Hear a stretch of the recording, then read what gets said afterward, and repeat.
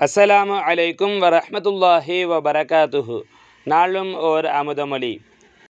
எல்லாம் ஹக்கின் அருளாகும். ஜோதியின் பிரகாசம் இருளில்தான் உண்டாகும். அப்போது இருள் அகன்று ஜோதியே மயமாகிவிடும்.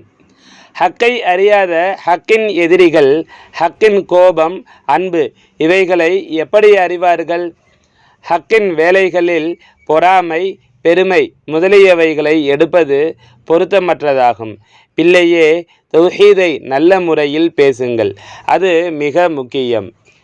எங்கும் ஹக்கு அதன் அருள்மலையை தந்தருளுமாக.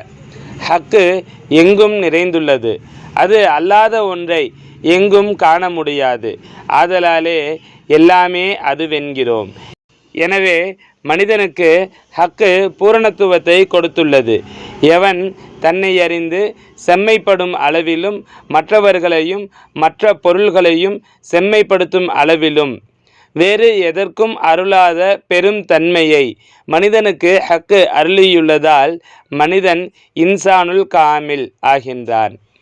மனிதன் அவன் எவனாயினும் ஹக்கில் இரண்டரக் கலந்து பனிக்கட்டிக்கும் நீருக்கும் இருக்கும் பேதம் கரைந்து போவதால் பனிக்கட்டி என்ற பெயர் நீங்கி நீர் என்னும் தன்மையடைவது போல் மனிதன் எனும் ஸ்தூலத்தை மறைத்து அல்லது மறந்து அனைத்திலும் அதனை கலந்து சூக்குமமாகி அணுவிலும் அணுவாகி அதனினும் நுண்பொருளாகி பேசவியலாத நிலையை அடைந்து பொருளெனும் பெயரற்று காணும் நிலையற்று பிரிக்கவியலாததாகி நான் நீ என்றிலதாகி நிற்பவனே ஹக்காவான்.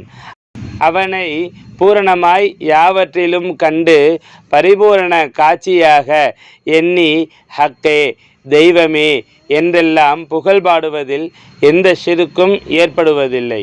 அது பூரண தௌஹீதாகும். அவனை பூரணமாய் நினைத்து கூறின் ஷிர்கில்லை, அல்லாது கூறின் ஷிர்காகும். ஹக்கை மறுப்பவர்கள் பூரண காஃபிர்கள். கலிமாவை சொல்லி கலிமாவுக்கு மாறாக நடப்பவர்கள் முன்கிர்கள், காஃபிர்கள், கொடுங்காஃபிர்கள். அனைத்திலும் ஹக்கை காண்பதே ஹக்கை கணந்தோறும் மறவாமலிருப்பதற்குரிய ஔஷதமாகும். எல்லாம் நன்மைக்கே, கவலைப்பட வேண்டாம், யாவும் ஹக்கே.